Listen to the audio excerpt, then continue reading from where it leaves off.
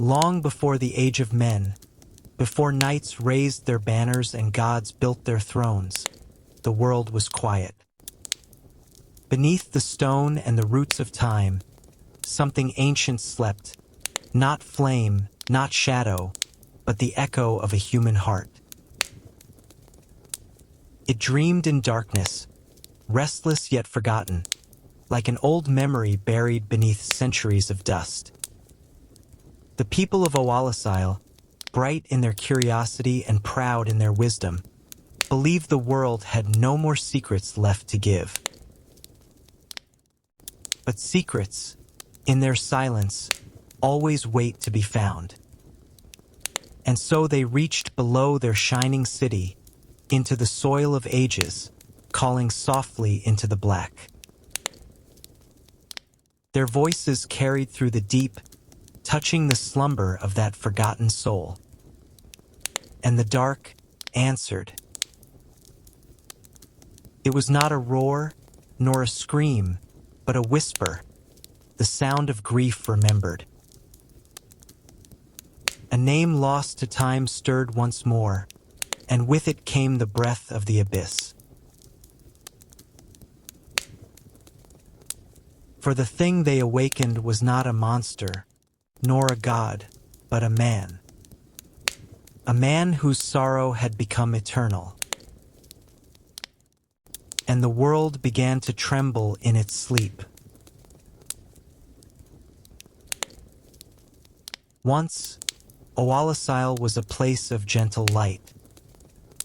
Its towers rose like ivory over rivers of silver mist, and its people spoke softly of reason and grace. They believed that light alone could guide the soul. Their scholars studied the flame not to worship it, but to understand it, to master its secrets, to bend it toward their will.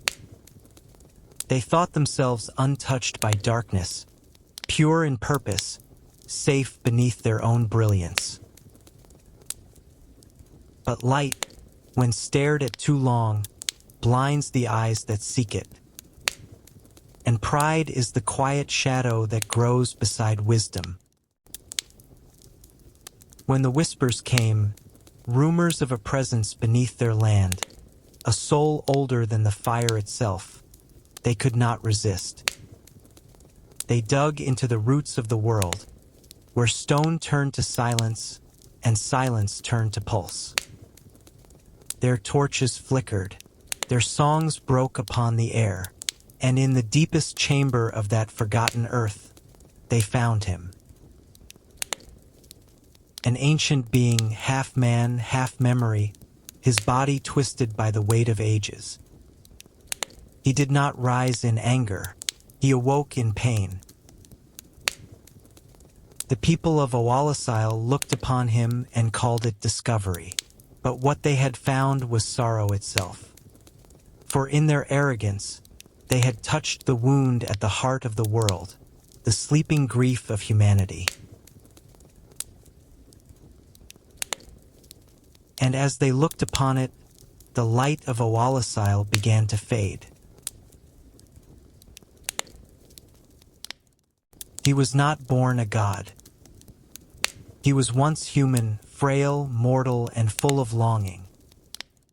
They called him Manus, though even that name was a shadow.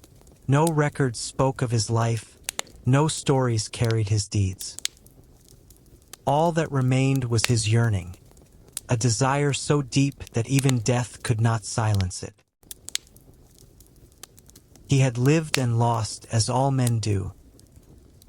He had loved something, someone, and that memory had been taken from him.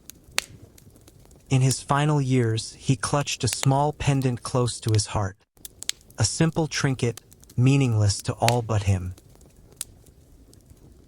It was his last anchor, the fragile thread that bound him to what he once was. And when Owalasile disturbed his grave, they did not awaken a beast. They awakened the cry of a soul that could not let go. His sorrow filled the deep like water, his grief echoing through the bones of the earth. That pain, that pure, unbroken humanity, began to twist, to stretch, to become something infinite. For what is the abyss, if not the heart of a man that loved too much and could not bear the loss? Manus rose, but he did not seek vengeance. He sought what was taken. He searched for his pendant, for the memory of warmth, for the face he had forgotten. And as he searched, his sorrow bled into the world, a darkness without malice, but full of need. That was how the abyss was born, not from hatred, but from longing too deep to die. When the people of Owalasile touched the darkness, it did not answer with fury, it answered with memory. The halls beneath their city trembled, and the air turned thick, as if the world itself began to breathe again after centuries of silence. At the center of it all stood Manus, the forgotten soul awakened by their curiosity. He reached for what was his, for the pendant, for the past, for the fragile piece of love that tethered him to the light. But the more he reached, the more the world recoiled. The people of Owalasile screamed, their torches bending in the weight of his sorrow, their voices breaking into echoes that would never end. His heart, torn open, spilled across the land. And from that wound, the abyss was born. It was not fire, nor void. It was hunger, the hunger of all lost things. It spread like breath, color draining from every surface, light folding into itself until only shadow remained. Time began to shatter. Moments bled into one another. The cries of the living and the whispers of the dead became one endless song. Manus reached out through the black, his hand trembling, his voice without words. He searched still for what had been stolen, for what had been forgotten. But each moment of grief made the darkness grow. Each heartbeat became another wave in the rising sea of the abyss. The people of Owalasile were the first to be taken, their minds hollowed by despair, their bodies swallowed by shadow. They had uncovered the heart of man and drowned within it. And at the center of their ruin, Manus wept. But his tears were black as the void, and each one became another soul devoured by his grief. The abyss spread without shape, without mercy, without sound. It crept through the soil like ink through paper, consuming all that still remembered the sun. The towers of Owalasile collapsed into themselves, their beauty dissolved into shadow. What was once laughter became echo. What was once wisdom became silence. The people ran, but there is no escape from what is within you. For the abyss was not a place. It was the reflection of their own souls, their fears, their regrets, their longing turned against them. At its heart, Manus stirred. His voice could no longer form words. It had become the sound of everything grieving at once. He reached outward, his body breaking into waves of darkness, and where his hand touched light, it broke. The ground fell away, the horizon folded, time itself bent beneath the sorrow. Gwyn's nights came in desperation, sent to silence the spreading dark. Among them was Artorias, the one who had sworn to walk into shadow and not turn away. He faced the abyss, but even courage has its limit. Manus was not a beast to be slain, nor a god to be defied. He was grief raw and endless, and grief cannot be killed. Artorias fought until his will shattered, until the abyss took his strength, his mind, his soul. He fell, and the dark moved through him like breath through hollow stone. Yet even in his defeat, a faint trace of light endured. The nights will held back the flood for a moment longer, long enough for others to live, long enough for hope to survive in memory. But Awalisil was lost, its light extinguished, its name carried only in whispers. And at the center of the ruin, Manus still wept, his sorrow reshaping the world into his image. The abyss had found its form, and the world of men would never be the same again. When the fury of Manus finally quieted, what remained was not silence, but echoes.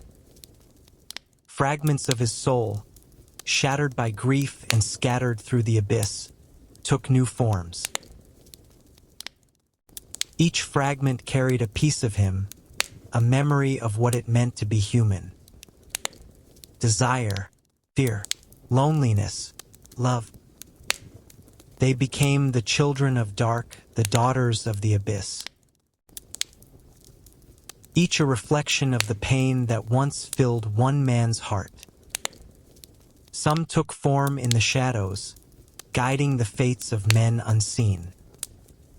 Some whispered through the ages, their voices tempting, gentle, cruel. Others waited, sleeping beneath kingdoms, their dreams shaping the rise and fall of empires. From them came the seed of humanity, the gift and the curse intertwined. For the dark within every soul is not born from evil, but from the same longing that made Manus weep. And so, the abyss lived on, not as a storm, but as a heartbeat. In every man, in every woman, the echo of Manus remained. Through the passing of ages, the daughters of the abyss grew distant from their origin. They forgot his face, but not his feeling. And through them, the darkness of humanity took new names: Nashandra, Ilana, Nadalia, Alsana. Each carried the same wound, the same hunger, the same memory of the first sorrow. The world called them monsters, but they were only mirrors, the reflection of what we all are when the fire fades. And somewhere, deep beneath the earth, Manus's voice still trembled, calling not for power, but for the thing he had lost. In the end, the abyss was not a curse. It was a truth, the truth that light and shadow are one. The fire gave birth to life, but darkness gave it meaning. Without the dark, there is no longing. Without longing, there is no soul. Manus was not the first to fall into sorrow, nor will he be the last.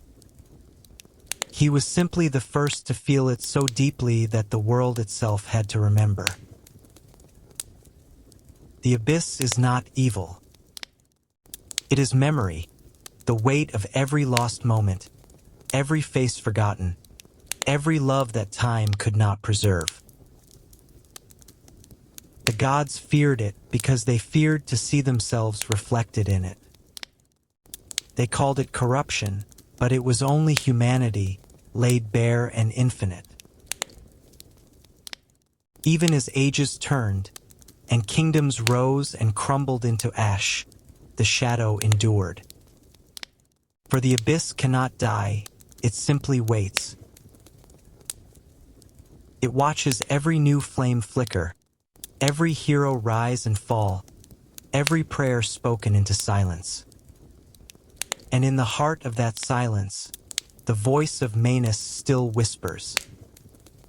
He does not speak of vengeance. He speaks of remembrance, of the wound that began all things, of the love that once made the world tremble. For all that the flame creates, the dark will one day reclaim. Not to end it, but to hold it close so it is never forgotten. That is the truth of the abyss. It is not the enemy of fire, but its reflection. The shadow of every light that dares to shine. And when the last ember fades, and the final flame sighs into ash, the abyss will not rejoice. It will simply close its eyes and dream again of what it once was. A man, alone, searching for what he loved. And so the fire dimmed once more,